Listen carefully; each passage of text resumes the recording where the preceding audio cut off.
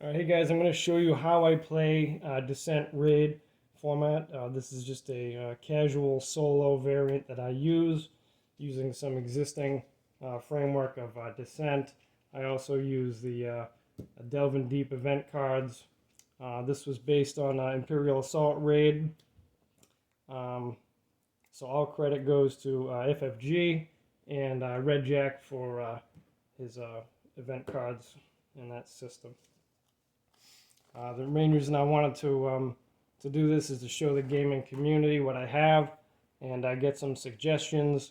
This is by no means watertight or solid. It's not extensively play tested, so I would like some feedback from the community. You guys just try it out, see what you think, leave your suggestions in the comment section below. I will put this link up on Board Game Geek as well, and you can leave your suggestions there.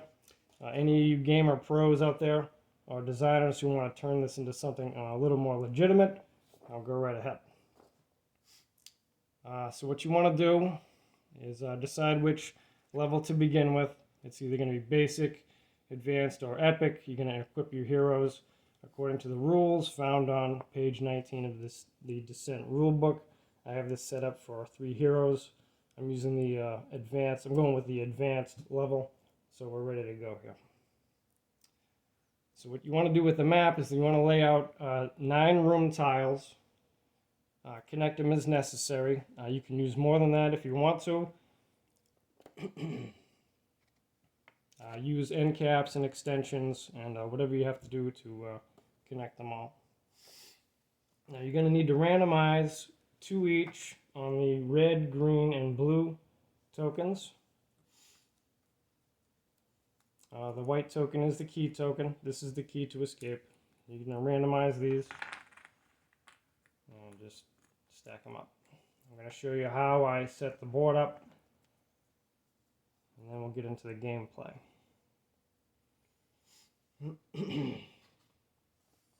you're going to collect 4 doors and place them randomly on the map.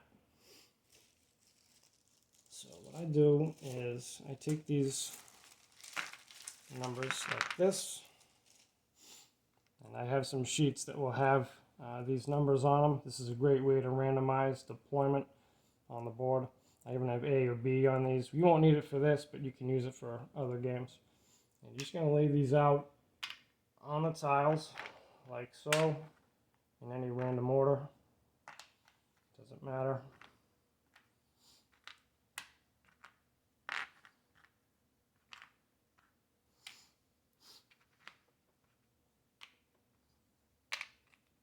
You're not going to put these on extensions.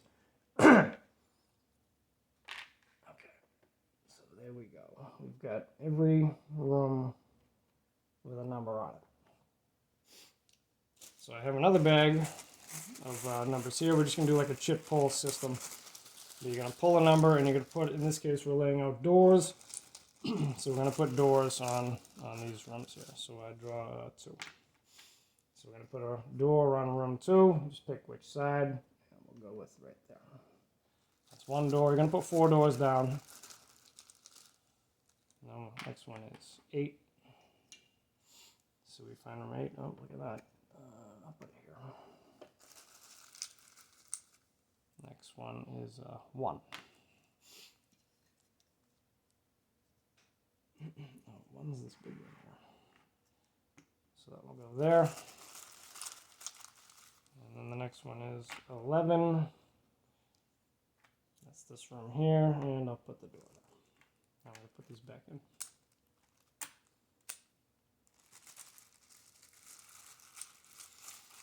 Now we're going to randomize these tokens, and we're going to do it the same way. First one's going to go into room 8. We're going to keep these face down. Room 8 is this one here. Can't really see it because of the door. That's going to go there. Next one is room 11. That's going to go here. Just put it in the middle. Next one is room 4. Just put it right in the middle of the room, face down. Room 1.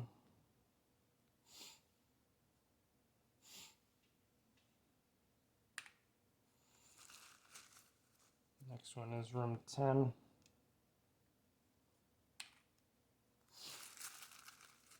And the next one is room 9. And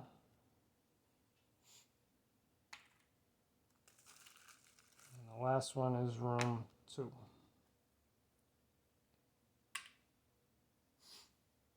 Okay, put this back. We're going to place search tokens equal to the number of heroes. Here we have 3 heroes, so we're going to do the same thing.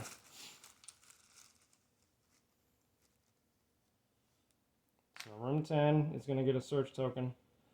That's this one here. Just put it in a corner like that. A little treasure box. The next one is going into room 9. And the last one will go into room 11. I'll stick it down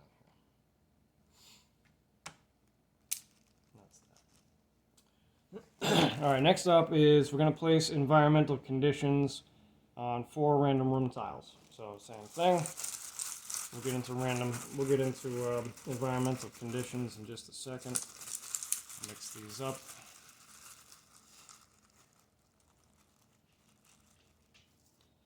We get room 5. Now we don't know what this is going to be yet. This just means there's going to be some kind of environmental effect in that room. So I'm going to lay it there. We need 4 of these. Next one is room 8. So we find room 8. Oh, it's this one over here. You can't really see. I'm going to put that down so we can see that a little better for now. That's 2. Number 12. It's that there. And the last one is number 11. We just put it there. And then these go back in the bag. Okay, so you're going to use Delve and Deep event cards each turn. You're going to draw 1 card at the beginning of each turn. You're going to use a 20-sided die if you want to keep track of turns. You're going to have 16 turns to complete the dungeon, and you're going to add 1 turn for each amount of tiles over 9. So the requirement is a total of 9 tiles. Here we have 12 tiles, including corridors. 12 is 3 more than 9, so we're going to add 3 to the game length. So instead of 16 game turns, we're going to have, in this case, we're going to have 19. We get more territory to cover. Okay, so we're going to draw 1 card at the beginning of each turn, and you can use monster cards to determine targets. Okay, so the objective is you're going to slay monsters to collect these objective tokens and get the rewards. Find the key to escape the dungeon before the heroes become trapped inside. Okay, so we do have to determine also the entrance and the exit. Forgot about that. So we're going to do the entrance. Now, search tokens and environmental tokens cannot be placed on either the entrance or the exit.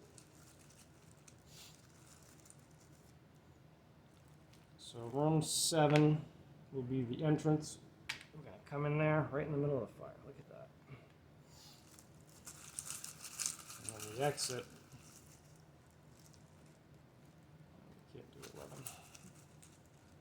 We can't do room 11 because that has an environmental condition token on it. Room 6. We'll go with room 6. This is the exit over here. We just put it over there like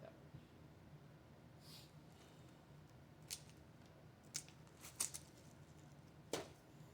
So our heroes are going to start over here on the entrance. And I believe that concludes setup, unless I've overlooked something, which I don't think I have. So you can see already that through this randomization, you can use this same map setup over and over again and get completely different experiences and adventures using the same tiles. So that is that for setup. I'm going to put all this back.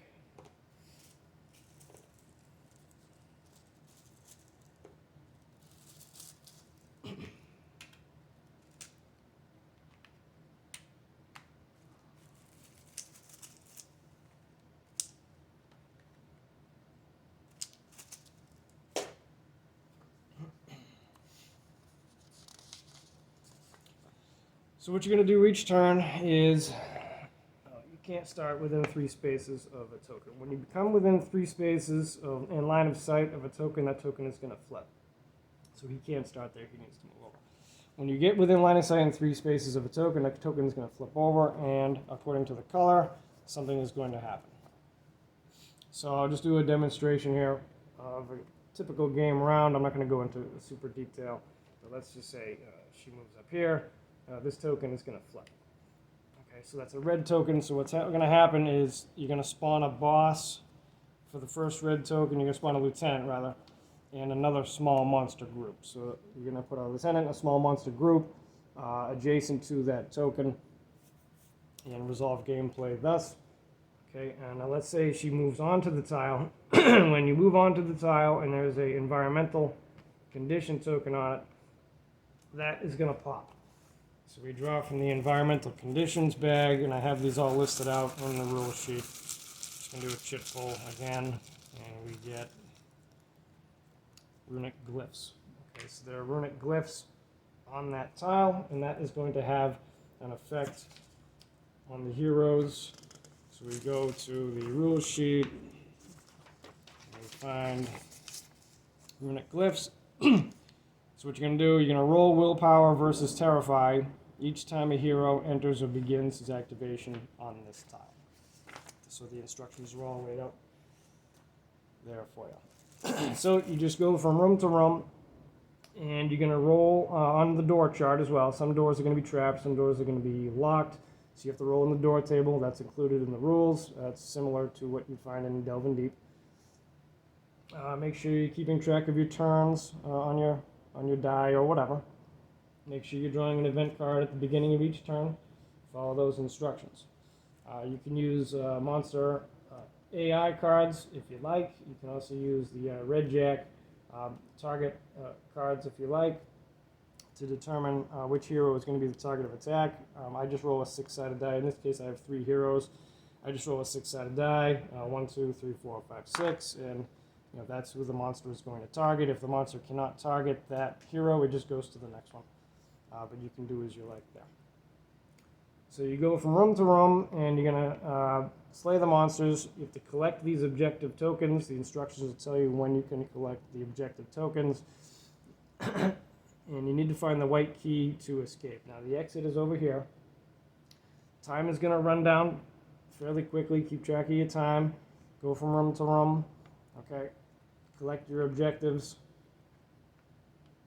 And when you get close to, now when you get to turn 10, peril is going to pop.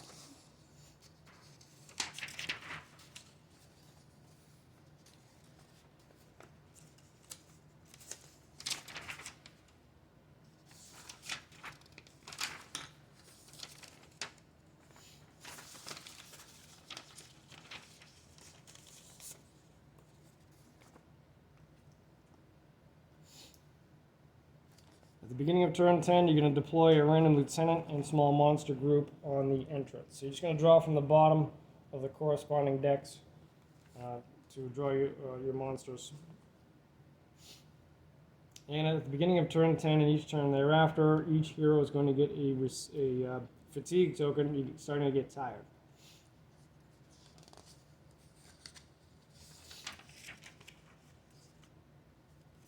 Now when you get towards the end, and you've collected most of the tokens, and you fought your monsters, time is going to be running short. So at this point, it becomes a race to get to the exit. Hopefully you found the key by this point, but you'll see as you play that time gets pretty tight, and now you need to get out before the dungeon is sealed. So from a game designer's perspective, that's the way it's supposed to be. You've done enough sword play and monster slaying at this point. Now it's just an adrenaline rush to get the heck out of there before the dungeon is sealed up. Now when you do finally make it out, if you make it out, you're going to collect your points. You're going to get awarded your points. So at the end of the game, at the end of turn 16, or in this case at the end of turn 19, you're going to get your points.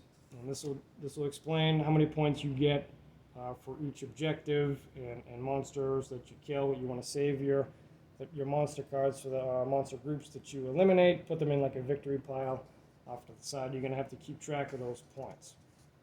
The Overlord's going to get points for uncompleted objectives, heroes that are wounded, heroes that are eliminated, heroes that are trapped. There is no standing up or reviving in this. What happens is when a hero has reached maximum health, the hero becomes wounded, and you get a little wounded token. I'll include this in the little token file. And that hero sheet is flipped over. You no longer have your feet if you haven't used it already. When you reach your hit point level again, that hero was eliminated. You're removed from the game. Okay, so that's it there. So looking ahead, what I would kind of like to see with this, to make it really thematic, is to have a specific boss that would be in charge of the dungeon, and you would have kind of like an Arkham Horror. You would have a deck of cards that would be thematic to that particular boss. So if you had like a spider boss, you would include the deck of cards would have certain events that you would add to the event deck. You would have certain tokens, maybe like little web tokens that you'd lay out on the map, and they would have certain effects. And you would have certain monsters that you would put in the monster deck to include, so that the whole dungeon was thematic to that particular boss. Or if you had like a bone golem, you would have tokens of like bone piles or things like that that might turn into bone horrors, or they might have some kind of effect. You might even have instructions that would tell you which particular tiles to lay out, and on all those tiles you might have certain environmental condition tokens or things like that to lay out. But things that would make it thematic to the particular boss that you were going to fight up against. So you could have like prelude cards, things like that. So like I said, if anybody wants to take this on and turn it into something a little more legitimate, take it to the next level, go right ahead. This is just what I have so far. Go ahead, give it a shot, try it out. I think you'll find it a pretty wild ride. And leave some suggestions and comments in the comments section. Thanks for watching.